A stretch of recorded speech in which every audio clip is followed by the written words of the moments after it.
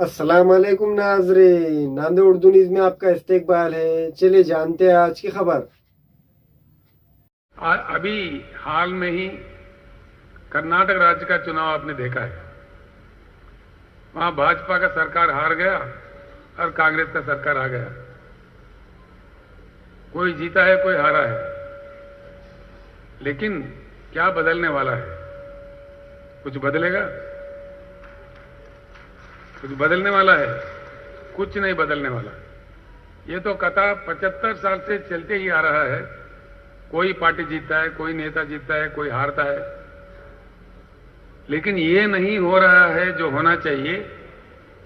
चुनाव में और चुनाव के बाद जनता का जीत होना चाहिए।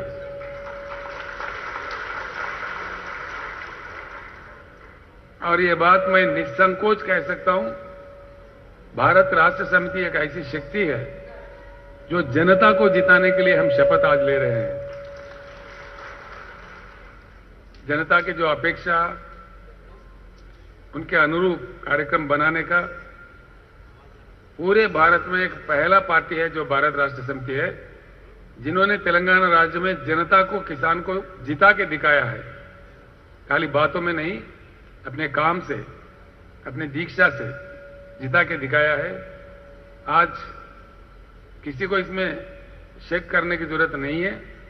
निसंकोच आज तेलंगाना मॉडल पूरे भारत में डिमांड हो रहा है। तेलंगाना मॉडल चाहिए हमको पूरे राज्यों में, पूरे भारत में यह नारा गूंज रहा है। जब तक भारत नहीं बदलेगा, जब तक भारत में एक गुणात्मक परिवर्तन नहीं आएगा, यहां कोई काम होने वाला नहीं है। मैंने पीछे भी आप लोगों को बता चुका हूं, पानी जो चाहिए होता है सिंचन के लिए भी, पीने के लिए भी, जितना चाहिए भारत के लिए उससे डबल पानी की उपलब्धि है भारत में। मैंने आंकड़े पहले भी दे चुका हूं। पानी को रखते हुए भी आज हम पानी से वंचित हैं। और पानी इतनी अमूल्य चीज होती है जो कहीं किसी फैक्ट्री में नहीं बनता। आदमी पानी को नहीं बना सकता। तो इतने अमूल्य चीज को हम जिस तरीके से संभालना चाहिए उस प्रकार का नहीं कर रहे, लेकिन हजारों टीएमसी समंदर के लिए छोड़ दे रहे हैं। और एक तरफ हमारे किसान बहुत भारी नुकसान उठा रहे, कुछ तो अपने जान भी खो बैठे आत्महत्या करके। ऐसी स्थिति है। किसी भी शहर में पूछो महाराष्ट्र राज्य में, वो चाहे अकोला हो, अमरावती हो, वो भाइयों के लिए कुछ कुर्सी डालो ना भाई, खाली जगह है तो कुर्सी डाल दो, जल्दी कर दो हिमांशु। इधर भी कुछ लोग खड़े के हैं। कई राज्यों में, लास्ट टाइम मैं जब नांदेड़ आया था, वो हमारे अभय पाटिल के घर बैठा था मैंने। वहां पे किसी ने बोला, साहब अकोला में, औरंगाबाद में 8 दिन में एक बार पानी मिलता है। वहीं अकोला वाले हमारे प्रकाश पोरे साहब थे, वो कह रहे थे अकोला में 7 दिन में एक बार आता है। सोलापुर में कह रहे थे कि 10 दिन में एक बार आता है। ये स्थिति क्यों है और ये स्थिति कब बदलेगा, कैसा बदलेगा, बदलने वाला कौन है? अब के जो नेता है, अब को जो पार्टी है, वो नहीं बदलेंगे, इसमें कोई शक नहीं।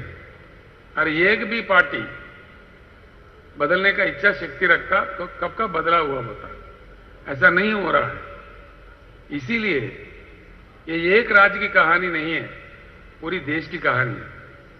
कहने के लिए शर्म आता है, 75 साल के आजादी के बाद भी हमारे देश की राजधानी दिल्ली में भी लोगों को पर्याप्त पानी नहीं मिलता है, पर्याप्त बिजली भी नहीं मिलती है।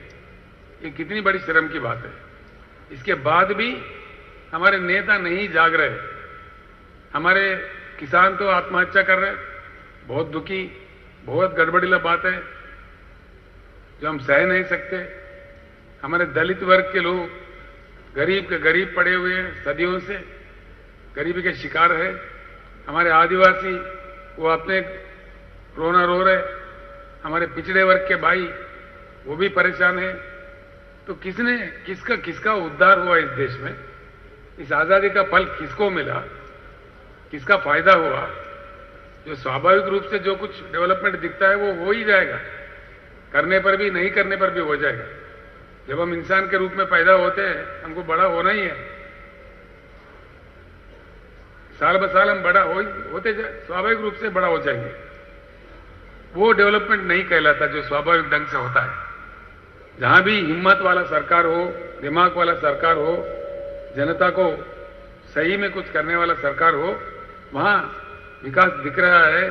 अभी मैंने जो देश आपके सामने जिक्र किया है उसका परिणाम हमारे सामने है, हम देख रहे हैं, पूरी दुनिया के सामने है। मैं आप सभी से प्रार्थना करता हूं, जिस लक्ष्य को लेके आज हम एक शुरुआत कर रहे हैं ये कोई साधारण लक्ष्य नहीं है।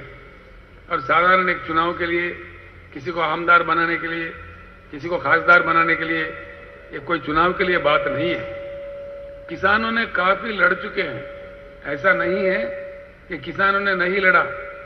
यहां इसी राज्य में शरद जोशी के लीडरशिप में कितने आंदोलन किसानों ने किया, कितने लोग जेल गए, कितने लाठी खाए, कितने गोली खाए। शरद जोशी के भाषा से प्रेरित होकर यहां के लोग पंजाब में जाके लड़े, हरियाणा में जाके लड़े, कई दिन वहां के जेलों में भी पड़े रहे। और पंजाब के लोग, हरियाणा के लोग जैसे गुरनाम सिंह चढ़ोनी है, हमारे बुजुर्ग एक राजोवाल जी है, उन्होंने भी आके महाराष्ट्र में भी लड़ा है। बेंगलुरु में प्रोफेसर नंजुंडा स्वामी लड़ा है। उत्तर भारत में, उत्तर प्रदेश में सर छोटूराम लड़े थे 1935 से लेकर 1835 से लेकर, बाद में महेंद्र सिंह टिकायत ने लड़ा, मद्रास में नारायण स्वामी लड़ा। ऐसा नहीं है कि किसानों ने नहीं लड़ा। अभी हाल में सीपीएम पार्टी के नेतृत्व में प्याज के दाम को लेकर नासिक से मुंबई तक 50-50 हजार लोग, 10-10 हजार लोग पदयात्रा करते हैं। ये कोई देश है? इस देश में लोकशाही है, लोगों का कोई मान्यता है, किसानों को कोई इज्जत है? आखिर ये कब तक चलेगा? कहां तक चलेगा? किसान का दुख दुखी रह जाएगा या किसान का दुख मिट जाएगा? मुझे पूरा उम्मीद है जरूर मिट जाएगा। भारत राष्ट्र समिति के नेतृत्व में महाराष्ट्र राज्य में भी मुझे पूरी उम्मीद है, बिल्कुल बन जाएगा, कोई बात नहीं। इसीलिए मैं कह रहा हूं, ये बात निसंकोच कह रहा हूं। इसलिए तेलंगाना राज्य जहां से मैं आता हूं, जहां का मैं आज मुख्यमंत्री हूं, तेलंगाना राज्य बनने से पहले वहां भी बड़ा महाराष्ट्र से भी गड़बड़ीला मामला था। हर दिन किसान मर रहे थे, हर दिन हमारे राज्य के बुनकर मर रहे थे, कई लोग, आधा से ज्यादा लोग पलायन थे, काफी मुश्किल थी। ना पीने का पानी था, ना सिंचन का पानी था, ना बिजली था। लेकिन आज गुज़िश्ता 9 साल में तो 2 साल फजूल चले गए, 1 साल, 1.25 साल कोरोना और 1 साल नोटबंदी, 2 साल मारे गए। सिर्फ 6.5-7 साल के कड़ी मेहनत से आज जो तेलंगाना मॉडल पूरे देश पे छाया हुआ है वो बन गया है। अगर समर्पित रूप से हम काम करते हैं, काम कर सकते हैं। तेलंगाना राज्य में आज हर घर में नल फिट है, हर घर में, एक भी घर बगैर नल के नहीं है। शहरों में भी गरीबों के लिए वहां सिर्फ 1 रुपए से नल का कनेक्शन दिया गया, जो कि हर घर में रहना चाहिए करके। समर्पित रूप से जब हम करना चाहते हैं, हर घर को पानी पहुंचाना चाहते हैं, ये कोई मुश्किल काम नहीं है, ये देवी देवताओं का काम नहीं है, ये तो इंसानों का काम है। कर सकते हैं, करके दिखाया है तेलंगाना राज्य ने। वहां के ऑफिसर भी कोई स्वर्ग से नहीं है, कोई दूसरे जगह से नहीं है, या तो अमेरिका से नहीं है। वही ऑफिसर है, वही नेता है, वही सरकार है, वही लोकतंत्र है, कोई नई चीज नहीं है। लेकिन एक ही बात इसके साथ जुड़ गया था कि इच्छा शक्ति, करने का इच्छा शक्ति हो, काम बिल्कुल हो सकता है, कोई अड़चन नहीं है। अब महाराष्ट्र राज्य में भी क्रांति लाना हमारा जिम्मेवारी है। मैं आप सभी लोगों से अनुरोध करता हूं, जिस काम के लिए इस 2 दिन में हम यहां से निकलेंगे, इसमें बहुत अहम बात यह है, महाराष्ट्र राज्य में ग्राम पंचायत है 27,000 के ऊपर, लेकिन गांव है 45,000। गांव का नंबर तो है 47,000, लेकिन 2,000 गांव में जहां लोग नहीं रहते, सिर्फ शिवार रहता है, ऐसे एक 2,000 गांव है। उसको छोड़े तो महाराष्ट्र पूरे राज्य के अंदर छोटे बड़े मिलाकर 45,000 गांव हैं। आप लोग लिख लीजिए, आपको दिया गया है आपको पैड मिला सभी को? राइटिंग पैड है, कुछ शब्द जो इंपॉर्टेंट है वो आप लिख लीजिए, आपको याद रहेगा, अच्छा भी रहेगा, आगे के लिए काम भी आएगा। हम अभी जा रहे हैं यहां से निकल के 45,000 गांव में, ग्रामीण क्षेत्र में और महाराष्ट्र राज्य में जो नगर पालिका है, महानगर पालिका है, उन सारे चीजों में 5,000 के ऊपर म्युनिसिपल वार्ड्स और म्युनिसिपल डिविजन्स है। उन 5,000 में भी हमारा काम जारी रहेगा, पूरे म्युनिसिपल एरियाज में भी, यानी कि 50,000 यूनिट में हमारे पार्टी की कमेटियां बनाने के लिए हम आज निकल रहे हैं यहां से। कल निकलेंगे, आज नहीं, आज कल दोपहर तक यहाँ प्रशिक्षण पाके पूर्ण रूप से तैयार होके शपथ लेके फिर यहां से निकलेंगे। और इस कार्यक्रम ये बुनियाद होगा भारत को परिवर्तन करने का। मैं पहले अपने शब्दों में कह दिया, महाराष्ट्रवासी, महाराष्ट्र के जनता, महाराष्ट्र के किसान और महाराष्ट्र के जो बीआरएस के भाई हैं, आप इतने किस्मतवान हैं कि आज राष्ट्रीय नेतृत्व करने का मौका महाराष्ट्र को ही मिला है। भारत भी नेताओं से, पार्टी से थक चुका है, भारत को भी इंतजार है, पूरे भारत को भी। गुज़िश्ता लास्ट 2-3 महीने में मैं पूरा यहां हालात को परख रहा था, देख रहा था। महाराष्ट्र से हमने शुरुआत किया, उसका एक प्रबल कारण है, महाराष्ट्र से जुड़ा हुआ तेलंगाना का एक 1000 किलोमीटर का बॉर्डर है। 1000 किलोमीटर के बॉर्डर में इधर से उधर बेटी देना, उधर से इधर बेटी देना, ये रोटी बेटी का संबंध है तेलंगाना और महाराष्ट्र के बीच में। कई लाख रिश्ते हैं, उधर से इधर भी है, इधर से उधर भी है, लोगों का आना जाना भी है। तो यहाँ की बातें बहुत मालूम होते रहते हैं। और यहाँ मुझे दुख था, सबसे ज्यादा विदर्भ क्षेत्र में, यवतमाल जिले में ऑलमोस्ट हर दिन एक आत्महत्या हो रहा है, सबसे ज्यादा हो रहा है। पूरे राज्य का अगर आंकड़ा देखे, हर दिन 8-9 आत्महत्या किसानों का लगातार हो रहा है। इसीलिए मैंने समझा कि जो भी शुरुआत करना है, जो किसानों के लिए क्रांति लाना है, तो महाराष्ट्र राज्य से शुरू करते हैं। इसीलिए मैं कह रहा हूं फिर एक बार, महाराष्ट्र का जो क्रांति होगा ये यहीं नहीं रुकेगा। आज हम महाराष्ट्र में काम शुरू कर रहे हैं।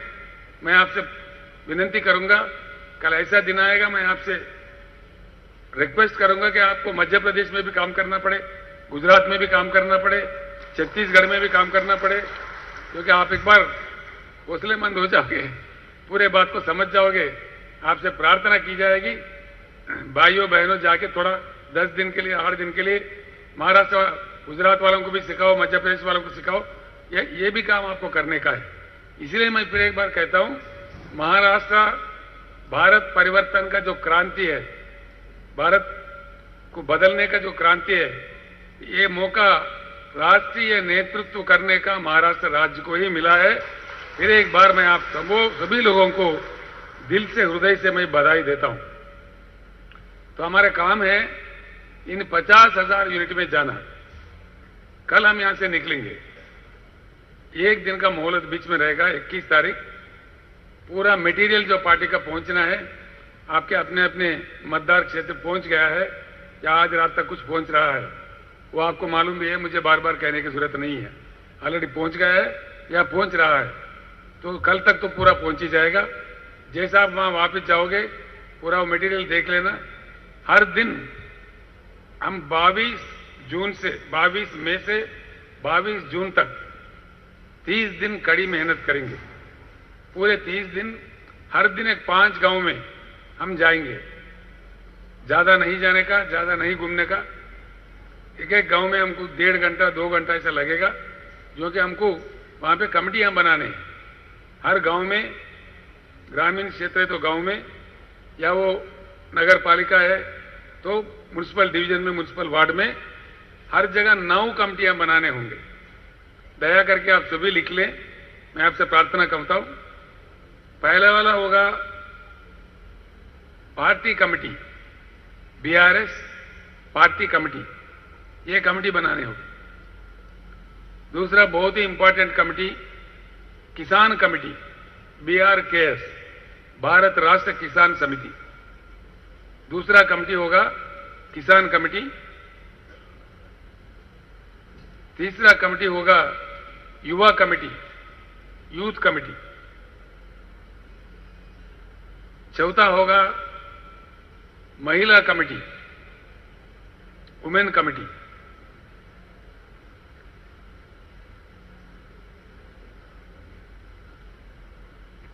और पांचवा होगा ओबीसी कमेटी।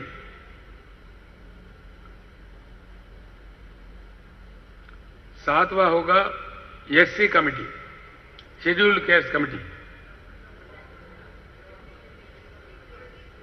जी ठीक है, चटवा है। हाँ, ये काट दिए यहां पे। और सातवां होगा tribal committee, ST committee. Tribal ये हर जगह नहीं होंगे, लेकिन जहां है जरूर वो कमेटी बनना चाहिए। किसी जगह हमारे आदिवासी है, किसी जगह बंजारा है, जो भी है जहां बनना चाहिए। जहां नहीं छोड़ दीजिए, जहां है वहां बनाना चाहिए। इसके बाद में होगा हमारा माइनॉरिटी कमेटी। माइनॉरिटी में 2-3 किस्म के लोग आते हैं। ज्यादातर हमारे मुसलमान समाज होता है, क्रिश्चियन समाज भी होता है, जैन समाज भी होता है, सिख समाज भी होता है। ऐसे 4-5 इन सभी से मिला के माइनॉरिटीज का भी हमको कमेटी बनाना चाहिए। और आखिरी कमेटी होगा स्टूडेंट कमेटी, विद्यार्थी। ये 9 कमेटियां हमको बनाने पड़ेंगे। इसका मैं एक बात बताता हूं आपको। गांव अगर छोटा हो, जब गांव कह रहे हैं हम लोग, पंचायत नहीं कह रहे, कमेटी हर गांव में होना चाहिए। तो जब गांव का हम बना रहे, तो छोटा अगर गांव है, 300-400 का ही वहां का आबादी है, तो हर कमेटी में 6 लोगों को ले लीजिए। सबसे छोटा कमेटी होगा 6 आप लोगों के साथ। गांव 1000 के ऊपर की गांव है, वहां हर कमेटी में 11 लोग होना चाहिए। हर कमेटी में 11 महिला, 11 विद्यार्थी, 11 किसान, मेन पार्टी में 11, ऐसा होना चाहिए। हमारे शंकर अन्ना मुझे बार बार कहते रहते हैं, ये हम लोग अभी जा रहे हैं, लेकिन ये केसीआर पहले ही पहुंच गया हर गांव में महाराष्ट्र में। उनका ये मानना है। जो 2-3 सभाएं हमने इस बीच में किया था महाराष्ट्र में, उसके तहत अखबारों के माध्यम से, सोशल मीडिया के माध्यम से, टीवी के माध्यम से हर गांव में महाराष्ट्र में चर्चा है ना? सही है ये बात? तो आप जाने से पहले आपका पार्टी चले गए वहां पे, वहां चर्चा हो रहा है। कई किसान आपका स्वागत करेंगे। मुझे तो कई लोगों ने फोन किया है, ये हमारे बेटे और बेटियां हमारे काम के लिए आ रहे हैं। हम कोई जोरदार बिरयानी तो नहीं खिला सकते, लेकिन जो हमारे किसान घर का रोटी होगा वही जरूर खिलाएंगे बोल के भी आपका स्वागत करेंगे बोल के बोल रहे थे। मैं आपसे अनुरोध करता हूं, जब गांव में जाओगे किसान के पास खाओ, किसी जगह दलित बस्ती में खाओ। लोगों के साथ हमको ऐसा जुड़ना है। वो जो मिले, वो जो रोटी दिए, 1-2 रोटी दाल खाओ, बस काम अपना करते रहना। बहुत सिंपल रहना चाहिए हमको, लोगों में मिला जुला रहना चाहिए। हमारा वो कल्चर होना चाहिए। एक ऐसे कल्चर हम स्टार्ट करते हैं। बाकी पार्टियां बहुत धनवान है, हम लोग ऐसा नहीं है। गरीब पार्टी है, गरीबों के लिए काम करते हैं। किसानों का पार्टी है, किसानों के लिए काम करते हैं। इसलिए सभी को साथ लेके चलते हैं। कहीं अच्छे माइनॉरिटी नेता है, खाना खिला रहे तो खा लो। कोई दलित नेता है हमारे, उनके घर पे खा लो। दलित बस्ती में खाओ। हमको दलित बस्ती में खाना चाहिए, जरूर जा के खाना चाहिए। ऐसा करना चाहिए। मिला जुला शक्ति सभी जनता को जब जोड़ के चलते हैं, उसमें बहुत बड़ी ताकत और शक्ति आ जाती है। इसलिए किसी को अधूर नहीं रखना चाहिए। तो ये अगर गांव थोड़ा बड़ा हो, 2000-3000 पॉपुलेशन वाले गांव भी रहते हैं, वहां कंपटीशन ज्यादा होता है। लोग ज्यादा आने पर कंपटीशन भी हो जाता है।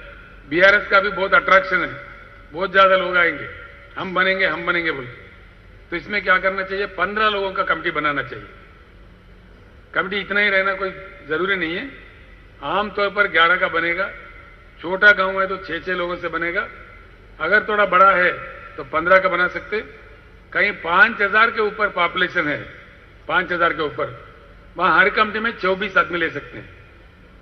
जहां मौज ही ज्यादा है, 6,000 7,000 वाला गांव भी रहता है किसी किसी जगह, वहां हर कमेटी में 24 लोगों को आप ले सकते हैं। आप समझ गए ना? फिर एक बार मैं बताता हूं, दया करके सभी ने लिखना है। छोटे से छोटा गांव है तो हर कमेटी में 6 ऑफिस बेरर होना चाहिए। हर कमेटी में 6 लोग, एक अध्यक्ष होगा, एक उपाध्यक्ष होगा, एक जनरल सेक्रेटरी होगा। इस प्रकार का पैटर्न वो आपको मिल जाएगा, उस प्रकार से बना दीजिए। उसी प्रकार से गांव मीडियम प्लेस का है, हर कमेटी में 11 लोग आना चाहिए। 1000 1200 1500 के अगर गांव है, उससे बढ़कर गांव है 15 लोगों का भी आप बना सकते हैं। उससे भी बढ़कर है, ज्यादा लोग है, ज्यादा लोग उमड़ पड़े, ज्यादा लोग उत्सुक है आने के लिए, किसी को मना मत कीजिए। तब तो 24 लोगों का कमेटियां बनाइए। ये प्रक्रिया बहुत ही अहम प्रक्रिया है। चलते चलते हम 3 लोग 4 लोग जाएंगे तो उसमें से किसी को बुखार आ जाएगा, उनको रेस्ट देना चाहिए। हम मानव है तो हर चीज संभव है, लेकिन काम रुकना नहीं चाहिए। 2-3 लोग 4 लोग जब जा रहे हैं, किसी एक आदमी किसी कारण नहीं आ सकता है, तभी काम नहीं रुकना चाहिए। 1 दिन के लिए 2 दिन के लिए लगातार अपना काम चलना चाहिए, जो कि हमारा बहुत बड़ा लक्ष्य है। जैसे एक बार पूरे गांव के कमेटियां बनेंगे, उनका प्रशिक्षण होगा उनके मतदान केंद्र के सेंटर में, उनको ऐसे ही नहीं छोड़ेंगे। उनका भी प्रशिक्षण जहां का वहीं, उसी मतदान क्षेत्र में, मतदान क्षेत्र के हेडक्वार्टर में हर आदमी का, हर ऑफिस बेरर का, जिनको आप बनाने जा रहे हैं, उनको बुलाया जाएगा। वहां बहुत अच्छे बड़े बड़े लेक्चरर्स होंगे, वो वहां प्रशिक्षण का कार्यक्रम वहां चलेगा। तब जाके हमारे पास बहुत ही शक्तिवान हमारा पार्टी खड़ा हो सकता है। शक्तिवान सैनिक हमारे तैयार होंगे, वो बुनियाद होंगे। आगे के पूरे जंग, पूरे लड़ाइयां वो लड़ेंगे और हमारा विजय प्राप्ति के लिए ये मेन बड़ा इंपॉर्टेंट बुनियादी काम है। तो इसलिए मैं आपसे, हर आदमी से, हर बहन से हाथ जोड़ के प्रार्थना करता हूं, इसमें कोई किसी निर्लक्ष्य नहीं चाहिए। जिनको नहीं करना है तो अभी छोड़ दीजिए, पहले दिन ही छोड़ दीजिए। जो जिम्मेदारी ले रहे हैं तो पूरे अंत तक निभाना चाहिए, वो हमारे में शक्ति होना चाहिए। एक बार जिम्मेदारी उठा लिया, पूरा उसका खत्म करने तक नहीं छोड़ना चाहिए, तभी हम विजय प्राप्त कर सकते हैं। इसलिए मैं आपसे प्रार्थना करता हूं, बहुत ही अहम इंपॉर्टेंट काम लेके आप जा रहे हैं। गुरुनाम सिंह जी मेरे तरफ देख रहे हैं, उनके राज्य में तो बड़ा क्रांति है किसानों में। दिल्ली में 13 महीने जो युद्ध लड़े, उसमें सबसे आगे रहने वाला सिपाही हमारे गुरुनाम सिंह जी थे। हमारे जो किसान नेता है भारत में, बहुत ही मशहूर, बहुत ही लोकप्रिय किसान नेता है, उनके ऊपर 100 केस लगे हैं, तभी भी कभी पीठ नहीं दिखाए, लड़ते ही रहे। और आज भी पूरे देश में लड़ने के लिए फिर इतना बड़ी जिम्मेदारी उन्होंने उठा लिया है। तो हरियाणा में, पंजाब में, पश्चिम उत्तर प्रदेश में, राजस्थान में उन्होंने कभी तैयार किया। मेरे तरफ गुस्सा भी कर रहे थे वो, आप हमेशा बार बार महाराष्ट्र में जा रहे, हरियाणा में कब आना है, पंजाब में कब आना है, उत्तर भारत में कब आना है। कल से मुझे छुट्टी मिलेगा, इतने भाई इतने बहन आए हैं, तो मुझे बहुत शक्ति आई है, हिम्मत भी आई है। अब काम आप लोग संभालेंगे। मुझे इजाजत है ना दूसरे राज्यों में जाने का, कल के बाद से आप यहां लग जाइए, फिर मैं गुरुनाम सिंह झांसी के साथ जाके हरियाणा में, पंजाब में 1 हफ्ता 2 हफ्ता वहां भी काम करके आता हूं, ताकि पूरी भारत में हमारी संगठन फैल जाए, हम फैल जाए। हमारे महाराष्ट्र का, तेलंगाना का नहीं, पूरे भारत के किसानों का जब तक पूरे समस्या हल न हो जाए, तब तक हम लड़ते रहेंगे। ये छोड़ने वाली बात नहीं है। कमिटीज को आप पूरा समझ में आए ना? किसी को कोई डाउट है? आपको बोर भी आ जाए, फिर एक बार बोलता हूं, 9 कमिटियां बनना चाहिए हर गांव में, हर म्युनिसिपल वार्ड में। अगर वो ग्रामीण है तो गांव में, शहर है तो म्युनिसिपल वार्ड में 9 कमिटियां जरूर हर जगह बनना चाहिए। छोटा अगर पॉपुलेशन कम है, आबादी कम है, तो 6 लोगों की कमिटियां, थोड़ा बड़ा है 11 लोगों को कमिटियां, 1000-1500 का अगर गांव है, उससे बढ़ के है 15 लोगों की कमिटियां, और उससे भी बढ़ के 2-3-4 हजार के ऊपर गांव है, 24 लोगों का कमिटियां। समझ में आ गए ना? इसमें कोई प्रॉब्लम नहीं है ना? तो नो कंफ्यूजन, बताइए।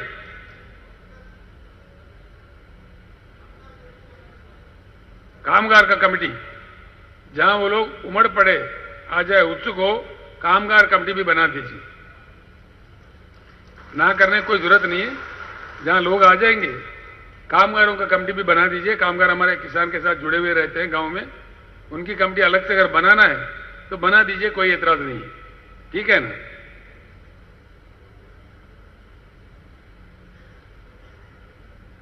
पूरे हमारे पास क्या कह रहे,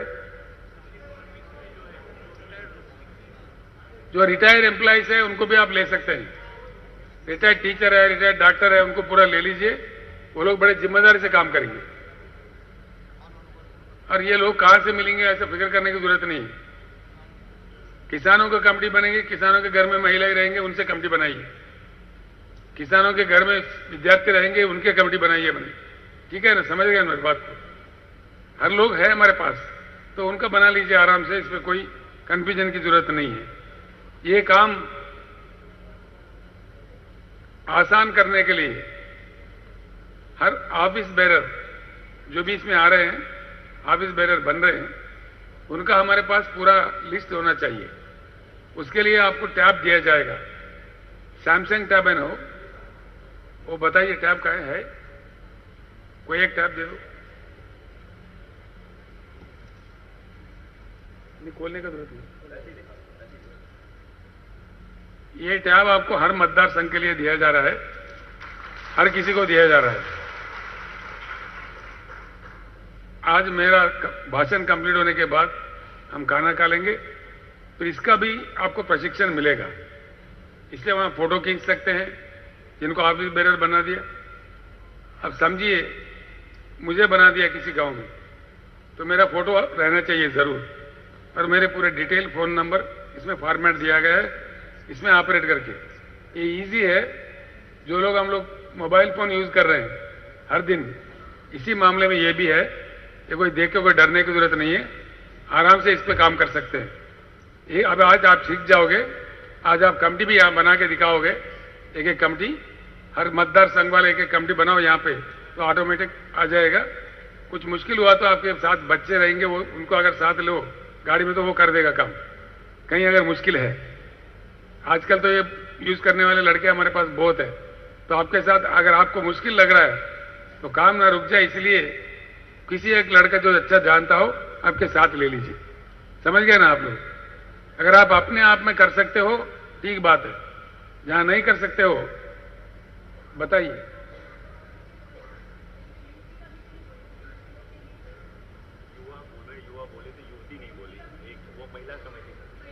है ना, महिला कमेटी है, यूथ का भी बोला मैंने, युवा यूथ एक ही बात है। युवा हिंदी है, यूथ इंग्लिश है, सेम कमेटी है ना, युवा और यूथ। तो ये टैबलेट हर मतदार संघ को मिलेगा, आपके बैग में अभी आ जाएगा। आज दिया आपने? अभी नहीं दिया, आगे दोगे। इस दे के इसका प्रशिक्षण बहुत अच्छा दिया जाएगा। लोग आए हुए हैं, इसके जो सिखाने वाले हैं पूरे लोग आए, कंप्लीट वो पूरे लोग आए हैं, टीम पूरा आपको सिखा देंगे। आज पूरा यही सीखना, कल फिर गुरुनाम सिंह जी के भाषण होंगे, कहीं हमारे नेताओं के भाषण होंगे। कल लंच करके फिर हम डिस्पर्स हो जाते हैं, विदा हो जाते हैं, ठीक है ना। कल दोपहर तक हमको रहना पड़ेगा, तो आज ये सीख लेते हैं, मेरी बात है। और ये दूसरा कुछ नहीं होगा, आज कोई भाषणबाजी नहीं होगा, आप लोगों को बोर भी नहीं लगेगा। तो भाषणबाजी जो भी होगा कल विदा के समय हमारे बहनें भी बात करेंगे, आप लोग, आप में से कुछ लोग बात करेंगे, ठीक है ना। जो बात करना चाहो नाम दे दो, आज आप लोग भी बात करना चाहिए। 1 घंटा आप ले लीजिए, 1 घंटा नेता लोग ले लेंगे, फिर डिस्पर्स हो जाते हैं, ठीक बात है। हर मतदार संघ में मटेरियल पहुंच गया है, उसका मैं आपको बता देता हूं किस प्रकार का मटेरियल पहुंचा है। ये जो शाल हमने जो पहना है, ऐसे 5000 शाल हर मतदार संघ में गया है, आप गांव में दे सकते हैं। जो लोग हमारे कमेटी में आ रहे हैं वो ये पहनना बहुत पसंद करेंगे, उनको वहीं दे दें। और 150 सिल्क फ्लैग है, जो अभी यहाँ हमने लहराया है ऐसे ही फ्लैग है। जिस गांव में आप जाओगे जैसा कमेटी बनेगा पूरे कमेटियों को खड़ा करके एक बाम्बू भी चाहिए, जो भी है वहां का वहां इंतजाम करके एक झंडा हर गांव में लहरा देना चाहिए। आपको झंडे दिए गए हैं अच्छा लगने के लिए, जो हर गांव में लहराएंगे उसके लिए थोड़ा कॉस्टली झंडा, सिल्क झंडा दिए गए हैं, उसको आप यूज कर सकते हैं। और इसके साथ जो टोपी होता है, अब की बार किसान सरकार का लिखा हुआ होता है इस पे हमारा नारा, वो 3000 टोपी दिए गए हैं। वो सारे ऑफिस बेरर जो बने हैं उनके बीच आप बांट सकते हैं। और आपको पोस्टर्स दिए गए हैं, 4000 पोस्टर दिए गए हैं हर मतदार संघ के लिए। हर गांव में उसको चिपका देना चाहिए, गांव के छोटा बड़ा के हिसाब से वो आप डिसीजन ले सकते हैं। सुबह जब निकल रहे गाड़ी तो हर दिन 5 गांव के लिए मटेरियल साथ में लेते चलना चाहिए हर दिन।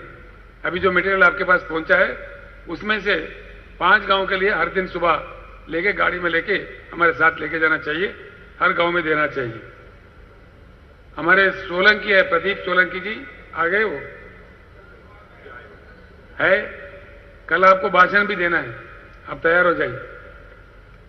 तो उन्होंने एक किताब लिखी है, तेलंगाना राज्य में आए थे, माझा अनुभव बोल के, हमारा अनुभव बोल के किताब लिखा है।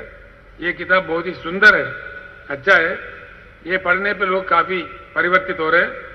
तो ये 15 लाख किताबें भेज दिए। हर मतदार संघ में 5000 कापी दिए हैं, जो आप हर गांव में दे सकते हो।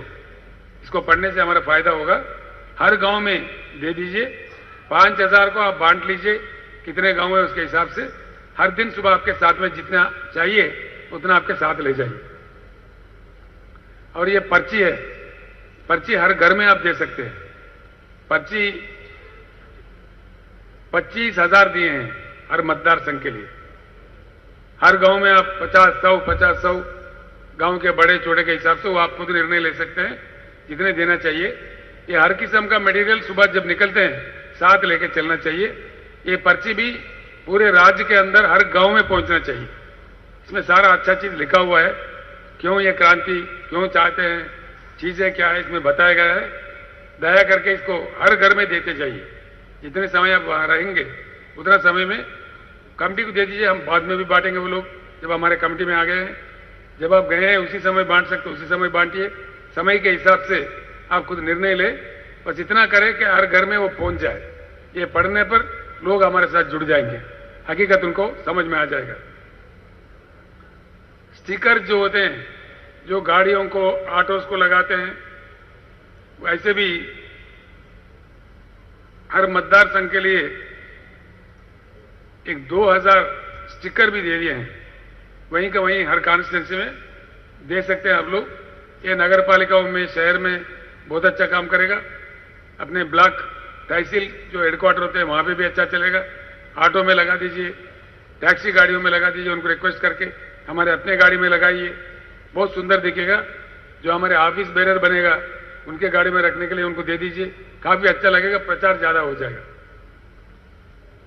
और ये तोरण जो होते हैं, तोरण जो बोलते हैं हम लोग, उसको इंग्लिश में बंटिंग कहते हैं। झंडा के साथ जो बनाते हैं हम लोग ईदों में, इधर उधर में, ऐसे 5 किलोमीटर का तोरण दिए हैं हर मतदार संघ को। गांव में जब झंडा लहराते हैं उसके साथ 2-3 तोरण बना दो, अच्छा दिखेगा, काफी दिन रहेगा गांव में और पार्टी का बात चलता रहेगा।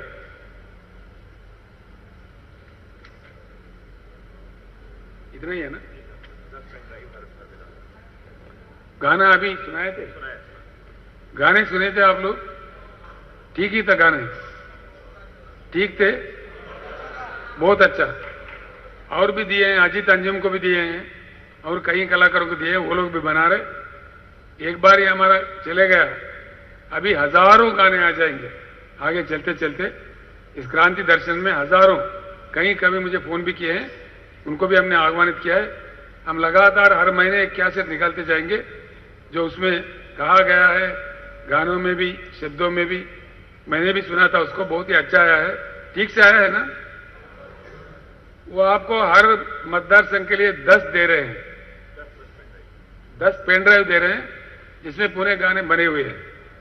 आप दे दो हमारे कमेटी मेंबर को तो वो मल्टीप्लाई कर लेंगे, वहां पे वो हजारों में चले जाएगा।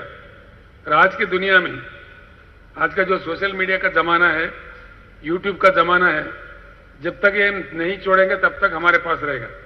एक बार आप बाहर कर दो तो लाखों करोड़ों में स्मार्टफोन में चले जाएगा, रुकने वाला नहीं है। दूसरों के लिए नहीं, मैं आपके लिए कह रहा हूं, पहली काम आप ये करो, आपके फोन में डाल के आपके व्हाट्सएप ग्रुप में भेज दो, यहीं से अब चलना शुरू हो जाएगा। आप पहुंचने से पहले आपका गाना पहुंच जाएगा गांव में। ठीक बात है ना? आपके भी दोस्त है ना, आपके ग्रुप्स है, आपके व्हाट्सएप है, आपके फोन से भी आप चला दीजिए।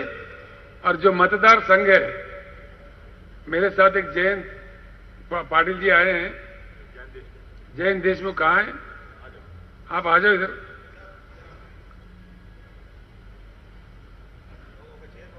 वो नागपुर के हैं लेकिन अभी मुंबई में रहते हैं। महाराष्ट्र राज्य के आम आदमी पार्टी के मुख्य प्रभारी है, उसको छोड़ के वो आ गया है अपने भारत राष्ट्र समिति में। पूरे महाराष्ट्र राज्य के सोशल मीडिया के इंचार्ज है, बहुत ही अच्छे पढ़े लिखे हैं, पूरा दुनिया घूम चुके हैं, 30-45 देश जा चुके हैं, काफी अनुभवी है। अभी किसान क्रांति के लिए वो सोशल मीडिया खोल के अपना पूरा सोशल मीडिया भी खोलेगा। मतदार संघ के जो इंचार्ज लोग हैं, बैठिए ना, मतदार संघ के जो लोग इंचार्ज है, मैं आपसे अनुरोध करता हूं, कुछ ही समय में हमारा भी ये सोशल मीडिया का खुलेगा। इसके जयंत देशमुख ही इंचार्ज होंगे, वो आपसे संपर्क में आएंगे। हर दिन आपको मैसेज आते रहेगा उसके जरिए, आप फिर नीचे भेजते रहोगे। हर मतदार संघ में एक कमेटी होना चाहिए सोशल मीडिया का, और हर गांव में भी बनाना चाहिए।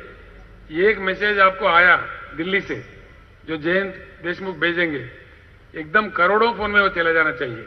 क्रांति लाने के लिए, लोगों तक अपनी बात पहुंचाने के लिए हमको ये बात चाहिए। एक बात मैं आपसे कहता हूं, हमारा भारत देश बुद्धिजीवियों का देश है, बुद्धिमानों का देश है। ये बुद्धुओं का देश नहीं है। ढंग से अगर कहा जाए, ढंग से अगर अपनी बात पहुंचाई जाए, भारत सही जवाब देता है।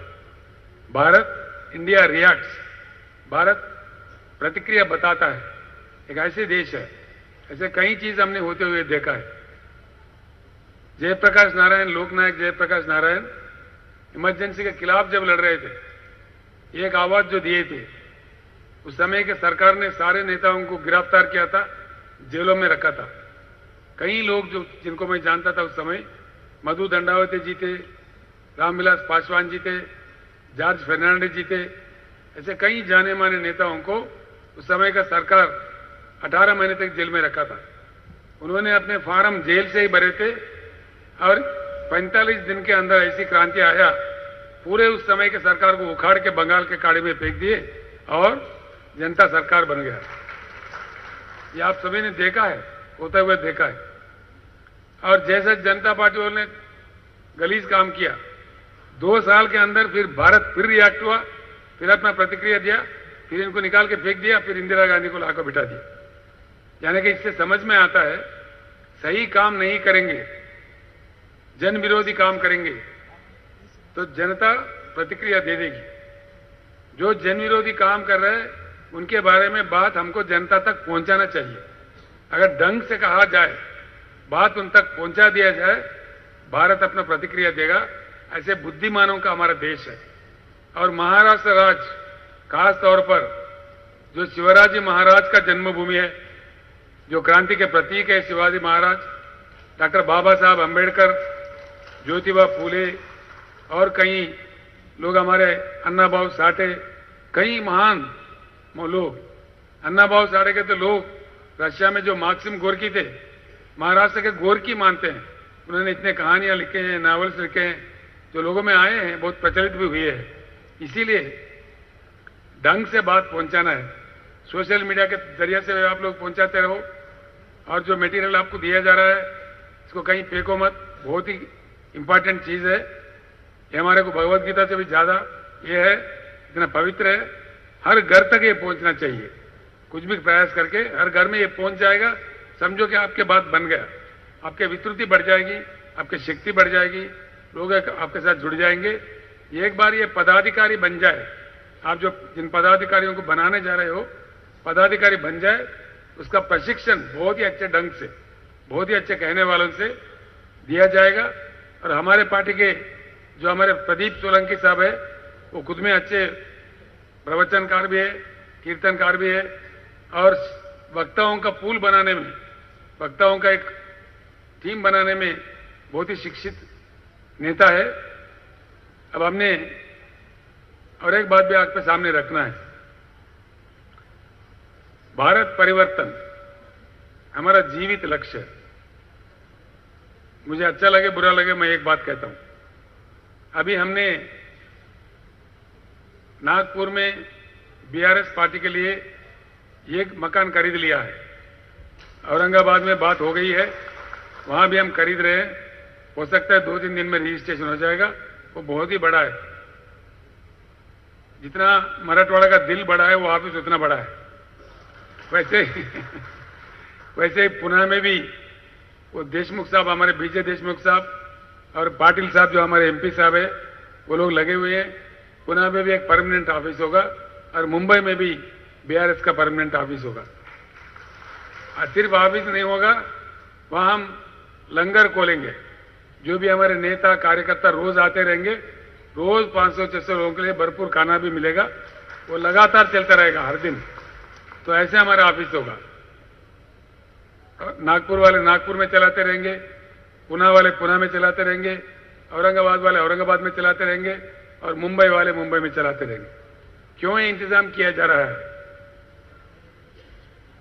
क्यों हम खरीद रहे? वो तो करोड़ लगा के खरीदना पड़ रहा है, कई करोड़। क्यों खरीद रहे? इसका एक लक्ष्य है। जब तक हमारे शपथ पूरा ना हो, जब तक हम मंजिल नहीं पहुंचे, किसी भी कीमत पर इस बात को नहीं छोड़ना है। ठीक है? ठीक है?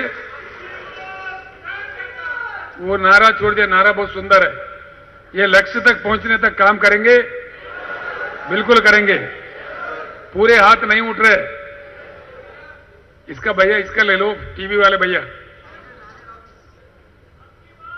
ये अब उठा है ना मुट्ठी, ये नहीं रुकने वाला है।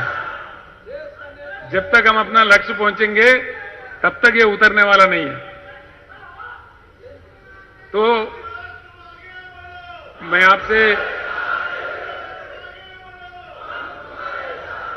आपसे एक और बात का भी अनुरोध करता हूं। देश को परिवर्तन करने का, सर्व वर्गों का कल्याण करने का एक महान उत्तम लक्ष्य है। ये ऐसे वैसे लक्ष्य नहीं है, ये कोई चिल्लर पल्लर राजनीति नहीं है। राजनीति का लक्ष्य सिर्फ ये हो गया भारत में कि चुनाव जीतो, कुछ करो, जातिवाद का झगड़ा लगाओ, धर्म का झगड़ा लगाओ, शराब बांटो, पैसे बांटो, लेकिन चुनाव जीतो, हत्या करो, चुनाव जीतो। ये सुन रहे हैं हमारे अपने कानों से। कितने दुर्भाग्यपूर्ण है। ऐसे देश होना चाहिए? कैसे देश होना चाहिए? कितने पवित्र होना चाहिए? ये गुम हो गया। आज अगर मन लगा के हम सोचे, आज अपने देश का कोई लक्ष्य है? भारत का लक्ष्य क्या है? भारत अपने लक्ष्य को बैठा है, भटक रहा है अंधेरे के रास्तों में। इसलिए इतने बुरे चीजें देखने को मिल रहा है। तो इसीलिए मैं आपसे प्रार्थना करता हूं, इतने पवित्र लक्ष्य जो है, इसको पूर्ण रूप से पाने तक इसको नहीं छोड़ना चाहिए। ऐसा नहीं छोड़ना चाहिए। मेरा इच्छा है, आप पूरे लोगों से व्यक्तिगत रूप में मेरे अनुरोध है कि कल के दिन मैं रहूं ना भी रहूं, ये मुहिम चलते ही रहना चाहिए। ऐसे जज्बा होना चाहिए, ऐसे एक शपथ हमको लेना चाहिए, जिसलिए कि कोई हम मजाक चालू नहीं कर रहे हैं हम लोग।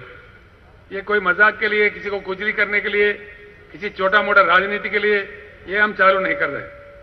हम तो आराम कर सकते हैं, कोई बात नहीं है, लेकिन पूरे देश को परिवर्तन करने के लिए 2-4 शब्द मैं कहूंगा, इसलिए मुझे कहना पड़ रहा है।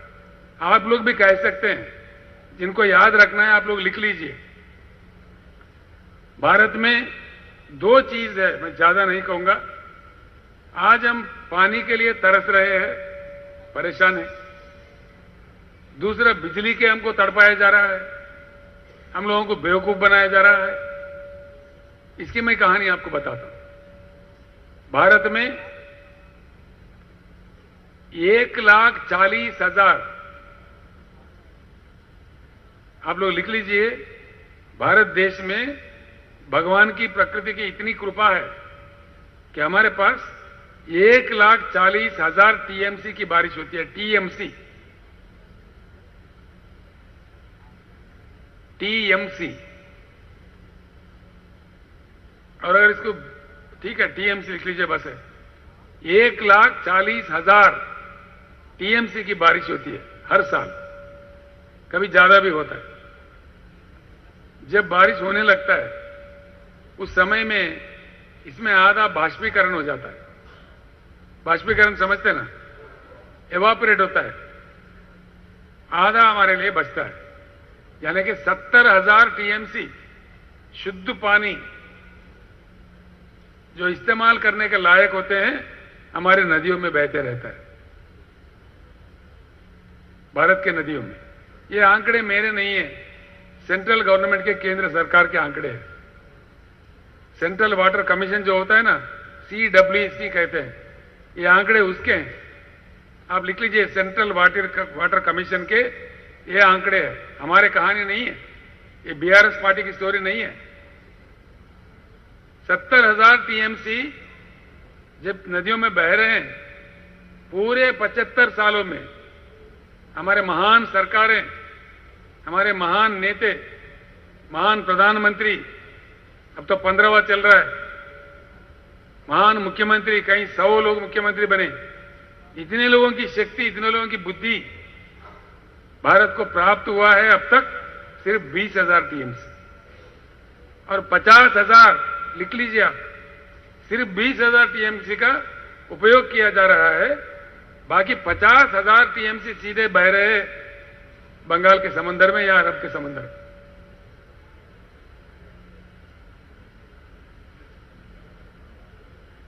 मैं आते आते किसी पत्रकार से कह रहा था, हमारे जयंत देशमुख भी थे, महाराष्ट्र में सह्याद्री पर्वतों का दया से, जो वेस्टर्न घाट है जिसको हम सह्याद्री पर्वत कहते हैं, उनकी दया है, दोनों नदियां यहां से निकलते हैं, कृष्णा और गोदावरी। वेस्टर्न घाट की वजह से जो बारिश वहां होता है, बहुत जोरों की बारिश होता है, वहां से निकलते हैं। इसमें उपयोग होता है बहुत कम, सीधा चलते हैं बंगाल की खाड़ी में। और हम पीने के पानी के लिए परेशान हैं। एक काम करो हमारे हिमांशु, दूसरे देशों में जो डैम्स है उसका लिस्ट है हमारे पास, वो पूरे लोगों को दे देना। हर मतदार संघ को 5-5 कापी दे दो। हाँ, इसमें है, मुझे दे दो, ये पर्ची में है।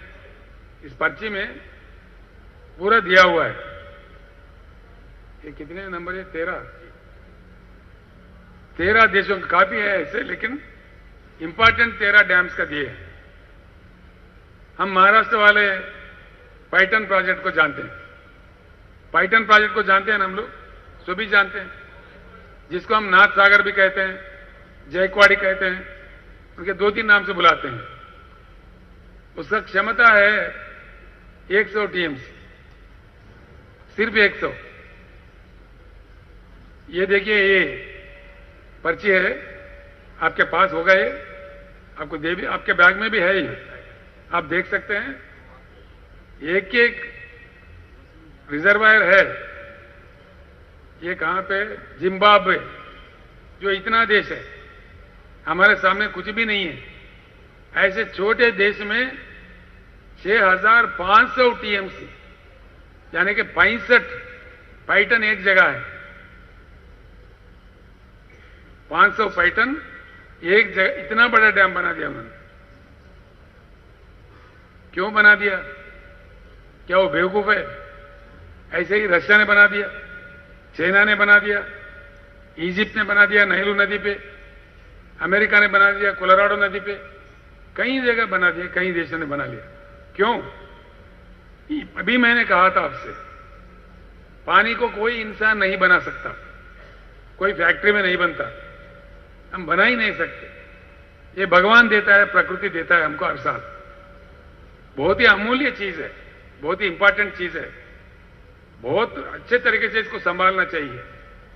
जो कि हमारा देश, हम न्यूज में देखते हैं, अखबारों में पढ़ते हैं, बाढ़ से भी प्रभावित है, सूखा से भी प्रभावित है। कई जगह में सूखा पड़ता है हर साल, कई जगह में बाढ़ आके कई गांव वॉश आउट हो जाते हैं, किसान के फसल भी खराब हो जाता है, जमीन खराब होता है, दोनों चीज से। इस प्रकार के 5-5 हजार के, 4-4 हजार के इतने बड़े भारत देश में, इतने बड़ा बारिश रहने वाले देश में कम से कम 4-5 नहीं होना चाहिए। अगर ऐसे 4-5 डैम हिंदुस्तान में बने तो बाढ़ से भी सेफ हो जाएंगे, सूखा से भी बच जाएंगे, भरपूर पानी पीने के लिए दे सकते हैं। फिर क्यों नहीं कर रहे हमारे महान नेता? मैं पूछूंगा तो कुछ गलत लगेगा, मैं किसी के व्यक्ति का नाम नहीं लेता। महाराष्ट्र राज्य में आज जितने पार्टियां हैं, उन पूरे पार्टियों का सरकार बना है। हर पार्टी का बना ना, हर एक पार्टी का बना। सबसे ज्यादा दिन तो कांग्रेस सरकार बना, 50 साल रूल कर रहे थे। वो आज भी बड़े बड़े भाषण देते हैं। 50 साल का समय का काफी नहीं है? क्यों नहीं बनाए? उसके बाद सबसे ज्यादा समय मिला देश को संभालने के लिए भाजपा को, 16 साल हो गए। 16 साल का नहीं, काफी नहीं है? क्यों नहीं बनाए? ऊपर से लंबा लंबा भाषण करते हैं, गला पाड़ पाड़ के। किसको चाहिए भाषण? क्या लोग चांद सितारे मांग रहे, सोने के ईंट मांग रहे, पीने का पानी मांग रहे, किसान अपने खेत को पानी मांग रहे? क्यों नहीं देते भाई? बारिश है, भगवान ने दिया है, बह रहे अपने आंखों के सामने। इसमें कोई बड़ा रॉकेट साइंस नहीं है, समझने के लिए अमेरिका जाने के लिए नहीं है, कोई रशिया को प्रणाम करने के लिए नहीं है। फिर क्या हो रहा है? मैं इसीलिए कह रहा हूं, ये लोग रहेंगे जब तक भारत परिवर्तन नहीं होगा, जो कि हम वोट दे रहे। जब चुनाव आता है हम भटक रहे, हम बटे जा रहे, किसी न किसी को दे रहे। उससे क्या होता है? वो लोग क्या समझ रहे? कुछ भी मत करो यार, हमको तो वोट मिलने वाला है, या तू जीतेगा या मैं जीतेगा, कोई तो एक जीतना ही है। ये 75 साल से चलते आ रहा है, इसको बदलना चाहिए, 100% बदलना चाहिए। एक दूसरी बात, बहुत ही इंपॉर्टेंट बात, आप हर जगह हर गांव में कहिए ये बात। नीति बनता है असेंबली में, पॉलिसी बनती है असेंबली में, राष्ट्रीय स्तर पर पार्लियामेंट में। पार्लियामेंट में किसी और को भेज दो और आप रोडों पे, सड़कों पे लड़ो। नासिक से मुंबई तक चलो, वो आराम से बैठा एयर कंडीशन में पार्लियामेंट में। कौन है? खासदार, खासदार ही है ना। असेंबली में आराम से एयर कंडीशन में बैठा हुआ है आमदार, आमदार खासदार दोनों सेफ। हम इधर नासिक से मुंबई तक चल रहे। ये कितने बार चले हम लोग। गन्ने के किसान हर साल लड़ना चाहिए कीमत के लिए, पैसे के लिए। पैसे मिलते ही नहीं है, महीनों में देते हैं, इंस्टॉलमेंट में देते। क्या बात है? ये बिल्कुल गलत है। अगर करने की इच्छा शक्ति हो, आज तेलंगाना राज्य में अभी चल रहा है, तेलंगाना राज्य एक समय में रो रहा था, लोग मर रहे थे। आज वहां स्थिति बदल के ऐसा हो गया, सबसे बड़ा हरित क्रांति आने वाला राज्य पंजाब राज्य था। गुरनाम सिंह जी, इस साल के हिसाब में हमने आपको पार कर लिया, पंजाब को भी पार कर दिया। तेलंगाना सबसे ज्यादा धान प्रोड्यूस करने वाला राज्य अब तेलंगाना हो गया। करीब करीब 3 करोड़ टन के धान उगा रहे वहां पे। और अफसोस की बात यह है, हमने जब इच्छा शक्ति प्रदर्शन किया वहां पे 7,100 खरीद केंद्र खोल दिया है हमने, हर 2 गांव के बीच में एक। हर दाना, एक एक दाना, पूरा दाना जो खरीदते हैं बिल्कुल सरकारी खरीदता है।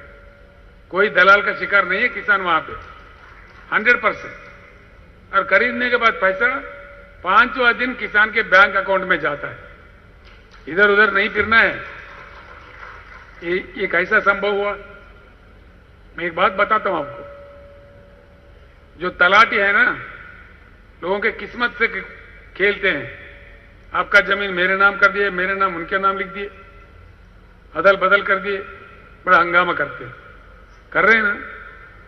महाराष्ट्र में तो हमारे तोरत साहब कहते मेरे से, उनका नाम रखा गया ब्रह्मदेव। सही है, ऐसा काम करता है। तेलंगाना में तलाटी व्यवस्था को हमने निकाल के बाहर फेंक दिया, बर्खास्त कर दिया। कोई तलाटी वलाटी कोई नहीं है। किसान खुश है, आत्मनिर्भर है, उनका जमीन से कोई कुछ नहीं कर पाएगा। पूरे रेवेन्यू रिकॉर्ड डिजिटलाइज कर दिए। तेलंगाना में 70 लाख किसान हैं। इन 70 लाख किसानों का पूरे बैंक अकाउंट सरकार के पास है। जो 10,000 पर एकड़ निवेश के लिए दे रहे हैं, वो किसी को कोई दफ्तर जाना, किसी को दरखास्त देना, किसी दलाल को रिश्वत देना, ऐसी कोई जरूरत नहीं है। दफ्तर जाना ही नहीं पड़ता है। सरकार सीधा हैदराबाद में डालता है पैसा उनके अकाउंट में, सीधा किसान के बैंक अकाउंट में जाता है। ना कोई दफ्तर, ना कोई दरखास्त, ना कोई दलाल, ना रिश्वत, कोई चीज नहीं है। सीधे ही फाइनेंस सेक्रेटरी वहां डाल देता है, सीधा हमारे बैंक में पैसा आ जाता है। जब पैसा आता है, हमारा किसान लोग बड़ा मजाक करते हैं, कैसे आ रहे पैसे बोल के मैं जब पूछ रहा हूं सभा में, साहब सेलफोन लगातार बज रहे, पूरा मैसेज जाता है उनको 3 जगह से। एक मेरा मैसेज जाता है, एक एग्रीकल्चर डिपार्टमेंट का जाता है, एक बैंक का मैसेज जाता है, भाई आपका इतने पैसे अकाउंट में आ गए, देख लेना। ऐसा जाता है पैसे। हम किसान का हमने बीमा कर दिया, और बीमा का जो प्रीमियम होता है पूरा सरकार भर देती है। वो LIC का बीमा है, कोई चिल्लर पलर कंपनी नहीं है। LIC में बीमा कर दिया। बीमा के समय उनको पूछते, अगर आपको कुछ हो जाए तो ये पैसे जो सरकार दे रही है कहां जाना चाहिए, किसको देना चाहिए? वो उनका धर्मपत्नी का नाम लिख सकता है, कोई मां का नाम लिख सकता है, कोई बेटा का नाम लिख सकता है, वो इनका इच्छा है। किसी किसान का एक्सीडेंट नहीं, सामान्य रूप से भी उनका देहांत हो जाता है, नेचुरल डेथ भी है, उनका क्रियाक्रम पूरा होने से पहले 100% 7-8 दिन के अंदर 5 लाख का चेक किसान का जो नामिनेट किया उनका घर पहुंचता है। यहां पे भी कोई दफ्तर जाना नहीं है, कोई दरखास्त देना नहीं है, अपने आप में पैसे चले जाते हैं। ऐसे आज तक 1 लाख किसानों के घर ये सहाय पहुंचा है। 1 लाख किसानों को 5,000 करोड़ रुपए इन मरा हुआ किसानों के बीच, उनके फैमिलीज के बीच वितरण किया गया है। ये रिकॉर्ड है, कोई भी देख सकता है। ये बात महाराष्ट्र में क्यों नहीं हो सकता? हो सकता कि नहीं हो सकता? ये हो जाएगा BRS सरकार में, महाराष्ट्र BRS सरकार में, पक्का। जब लोगों के पास ये बात पहुंचा दोगे, वो क्या करेंगे? 100% BRS सरकार चुनेंगे। नेता कहीं आकाश से नहीं आते, आप में से ही नेता बनेंगे। ठीक है ना? बनना है नेता, नहीं बनना है। किसानों का सरकार बनाना है और पूरा उनका मुश्किल को हल करना है। यह हमारा कर्तव्य है, हमारा लक्ष्य है। किसानों का ही नहीं, हमारे जो पिछड़े वर्ग के लोग हैं, जो आदिवासी लोग हैं, हमारे जो दलित भाई है, तेलंगाना में हमने एक स्कीम लाया है दलित बंधु।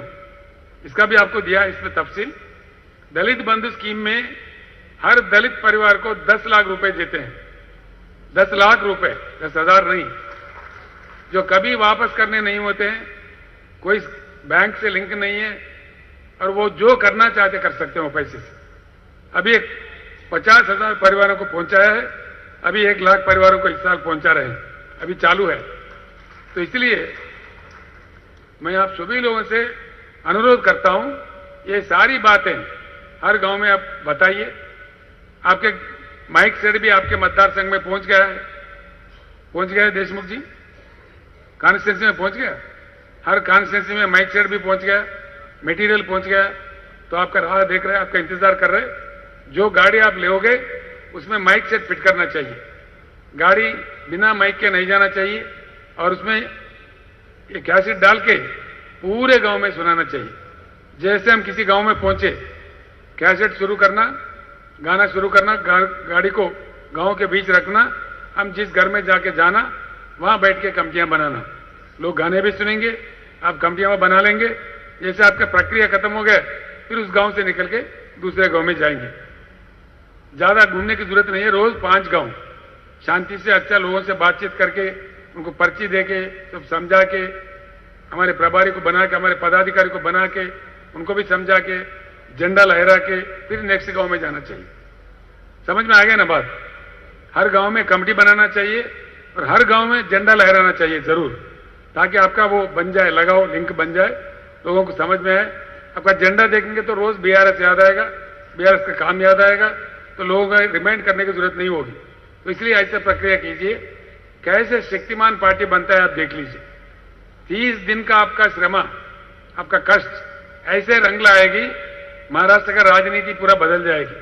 आप लोग देखना, आपको कहीं कहीं अभी विजय मिल रहे हैं। जैसे नांदेड़ में सभा हुआ था बीआरएस का, तो क्या हुआ, सरकार ने सोचा भाई फिर एक बार इनको गुमराह करो, तो एक किसान के घर को 6000 देंगे, उसका ऐलान आ गया। बजट में भी उसको प्रावधान रख दिया। अभी क्या कह रहे हैं, कल परसों में तलाटी निकालने का हम भी सोच रहे। तो इतने दिन कहां सो रहे थे, इतने दिन क्यों नहीं सोच रहे थे? ये बात पहुंचना चाहिए लोगों तक। कल किसी ने अफसर ने याद दिया, तेलंगाना का मॉडल अच्छा है, एकड़ में 10,000 देना चाहिए, ये एक ही तरीका है जो हम किसान की आत्महत्या रोक सकते हैं। किसी ऑफिसर ने कहा है, ये पहले क्यों नहीं कर रहे थे? तो ये बात बिल्कुल रंग लाएगी। अभी के सरकार को भी झुकना पड़ेगा, मजबूर करना पड़ेगा। एक बात दया करके आप किसानों को समझाइए, हम किसानों को ना धरना करने के लिए कह रहे हैं, ना पुलिस की लाठी खाना है, ना सड़क पे उतरना है, ना कोई गड़बड़ करना है। जो हमारा हक में हमारे पास हमारा अपना वोट है, वो अपने लिए डाले, बस वही बहुत बड़ा मंत्र है। किसान है 45%, उनके साथ कामगार है और कुछ लोग हैं। 50% वोट तो बहुत हो गए सरकार बनाने के लिए। अब कब तक दरखास्त देते रहेंगे, कब तक हल चलाते रहेंगे? हल चलाने वाला कभी कलम भी चलाना सीखो। हमेशा अपने खेत की तरफ क्या जेते हो, कभी एक बार असेंबली की तरफ भी जाओ आमदार बन के, अपने किस्मत खुद लिखो, क्यों नहीं लिखते? ये जागृति किसानों के बीच में लाना है, ये कोई बड़ी बात नहीं है। एक के 2 बार कह दो, तो दूसरों को वोट दो, उनको दरखास्त दो। 75 साल गुजरे, अब कब तक दरखास्त देते रहोगे? यही सवाल पूछना चाहिए। किसी को दरखास्त देने की जरूरत नहीं, दरखास्त देने वाले से दरखास्त लेने वाले बन जाओ, ठीक है ना? ये बात कहना चाहिए, इसी बात को फैलाना चाहिए। कोई गड़बड़ वाला मामला नहीं है, तो बिल्कुल आप समझा सकते हैं। चलते चलते गाने सुनोगे, वो मैसेज सुनोगे, आप भी बहुत बड़ा प्रवक्ता बन जाओगे, इसमें मुझे कोई शक नहीं है। तो मैं फिर एक बार आप सभी भाइयों से बहनों से प्रणाम करके मैं आपसे अनुरोध करता हूं, ये 30 दिन की मेहनत पूरी भारत को बदलने की बुनियाद महाराष्ट्र में डालेगी। बिल्कुल ये बात सच है। और भारत बदलने का इतिहास का पहले पन्ना में महाराष्ट्र राज्य का नाम होगा, बिल्कुल नाम होगा। ये क्रांति कहां से शुरू हुआ भारत में? क्या है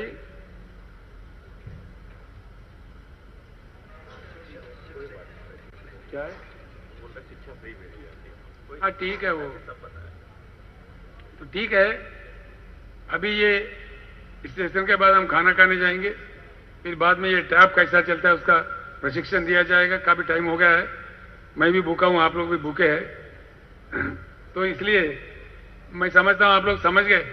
कोई डाउट है? पूरी बात समझ में आ गया या भूख लग रहा है इसलिए कह रहे? ठीक है ना, बात समझ में आ गया तो ठीक है। अभी ये बिल्कुल रंग लाएगा पूरी भारत में। मैं अंतिम फिर एक बार कहता हूं, भारत बदलने का राष्ट्रीय नेतृत्व करने का मौका महाराष्ट्र को जो मिला, मैं अपने दिल से, मन से आप सभी लोगों का अभिनंदन करते हुए, इस पावन धरती को फिर एक बार प्रणाम करते हुए, जय महाराष्ट्र। धन्यवाद।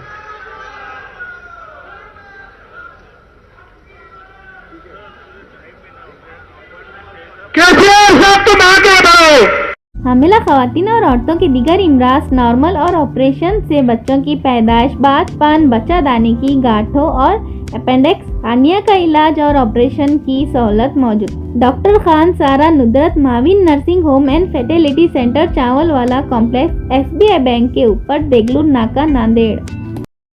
नांदेड़ शहर में पहली बार अब बिरयानी मिलेंगी किलो के हिसाब से सिर्फ और सिर्फ सौदागर चिकन फैमिली रेस्टोरेंट में। लजीज बिरयानी के साथ साथ चिकन बोनलेस, चिकन तंगड़ी, चिकन 65 के अलावा चिकन की मुख्तलिफ डिशेज भी किलो के हिसाब से दस्तयाब है। सौदागर chicken family restaurant, Shivaji Nagar police station के सामने, मखदूम नगर, नांदेड़। हमारे यहाँ फर्नीचर, पलंग, सिंगारदान, सोफा सेट, अलमारी, डाइनिंग टेबल, कंप्यूटर टेबल और दीगर कंपनियों के फर्नीचर दस्तयाब है। प्रोप्राइटर मौलाना मोहम्मद शबीर अहमद साहब, deluxe furniture mall and home appliances, fruit market के सामने, माल्टीगिरी रोड, कामठा, नांदेड़।